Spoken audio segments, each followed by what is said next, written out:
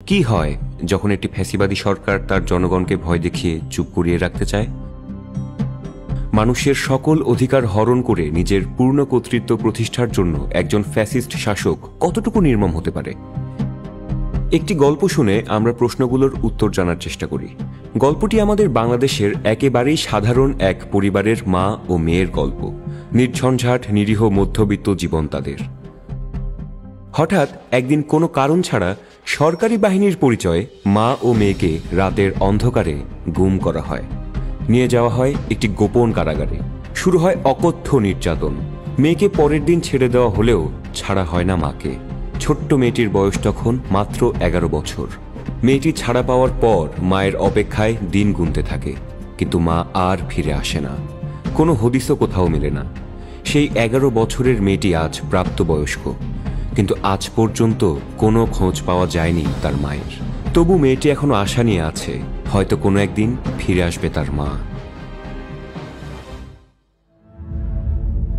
এতটুকু শুনে নিশ্চয়ই প্রশ্নগুলোর উত্তর আপনারা পেয়ে গেছেন।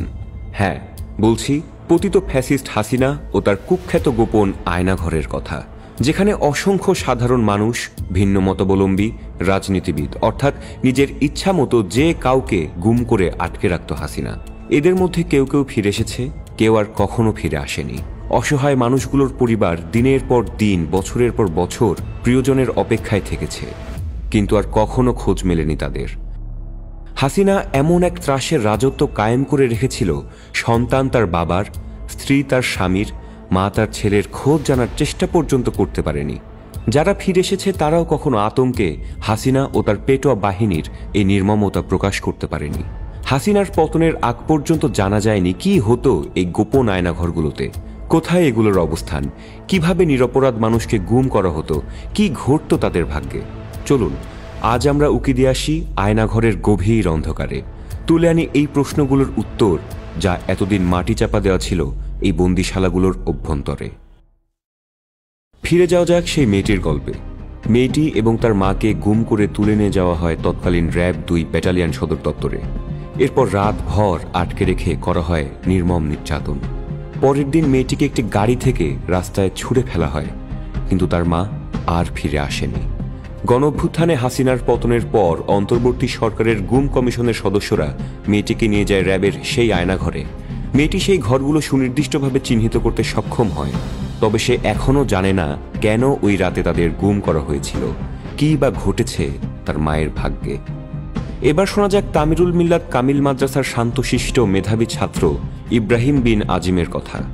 ফজরের নামাজ আদায় করতে যাওয়ার সময় আইন শৃঙ্খলা রক্ষাকারী বাহিনীর পরিচয়ে গুম করে তাকে নিয়ে যাওয়া হয় আয়নাঘরে। পরিবারের সদস্যরা তার খোঁজ জানার চেষ্টা করলে তাদের নানাভাবে হয়রানি করে হাসিনার হায়নারা। এরপর হঠাৎ একদিন পত্রিকার পাতায় দেখা যায় ইব্রাহিমের মৃতদেহের ছবি। গাজীপুরে জঙ্গি নাটক সাজিয়ে আরও 6 জনের সাথে ইব্রাহিমকে গুলি করে হত্যা করে হাসিনার পেটোয়া বাহিনী। তার মৃতদেহ হস্তান্তর পর্যন্ত করা হয়নি পরিবারের কাছে। এবার বাংলাদেশ সেনাবাহিনীর ব্রিগেডিয়ার জেনারেল আবদুল্লাহিল আমান আজমির ঘটনা। তাকে হাসিনার গোয়েন্দা বাহিনী ডিজিএফআই গুম করে। 8 বছর তাকে আটকে রাখা হয় আয়নাঘরে। তার বৃদ্ধা মা ছেলের অপেক্ষায় দিন গুনতে গুনতে একসময় শেষ নিঃশ্বাস ত্যাগ করেন। এই খবরটি পর্যন্ত ব্রিগেডিয়ার আজমিকে জানানো হয়নি। ব্যারিস্টার মীর আহমদ বিন কাশিম আরমান, তাকেও শিকার হতে হয় হাসিনার নির্মমতার। র্যাব 1 সদর দপ্তরে অবস্থিত আয়নাঘরে 8 বছর আটকে রাখা হয় তাকেও। একই ভাগ্য বরণ করতে হয়েছিল প্রয়াত বিএনপি নেতা সালাউদ্দিন কাদের চৌধুরীর পুত্র হুম্মাম কাদের চৌধুরীকেও। তাকেও 7 মাস আয়নাঘরে আটকে রেখে লোমহর্ষক নির্যাতন করে হাসিনা। জুলাই গণঅভ্যুত্থানের অন্যতম 2 নেতা, বর্তমানে অন্তর্বর্তী সরকারের উপদেষ্টা নাহিদ ইসলাম ও আসিফ মাহমুদ সজীব ভুঁইয়াকে গণ আন্দোলন দমন করার জন্য গুম করে হাসিনা। তাদের 2 জনকে একই বন্দিশালায় ভিন্ন 2টি টর্চার সেলে আটকে রেখে চরম নির্যাতন করা হয়। নাহিদ ইসলামকে চোখ বেঁধে তুলে নিয়ে গিয়ে অকথ্য নির্যাতন চালিয়ে 24 ঘন্টা পর পূর্বাচল এলাকায় ফেলে রেখে যাওয়া হয়। আসিফ মাহমুদ গুম হওয়ার পর তার পরিবারের সদস্যরা যখন কোনো খোঁজ পাচ্ছিলেন না, তখন শেষ চেষ্টা হিসেবে তার বাবা হাসপাতালের মর্গগুলোতে খুঁজে দেখেছেন যদি ছেলের লাশটা অন্তত পাওয়া যায়। পরবর্তীতে 5 দিন গুম থাকার পর সংজ্ঞাহীন অবস্থায় হাতিরঝিল এলাকায় আসিফ মাহমুদকে খুঁজে পাওয়া যায়। এতক্ষণ আয়নাঘরের যে ঘটনাগুলো বলা হলো তা কেবলমাত্র টিপ অফ দ্য আইসবার্গ। এক ভয়াবহ নিপীড়ন যন্ত্রের ক্ষুদ্র অংশ মাত্র, যা সারা দেশে ছড়িয়ে থাকা আরও বহু গোপন আয়নাঘরের অস্তিত্বের ইঙ্গিত দেয়।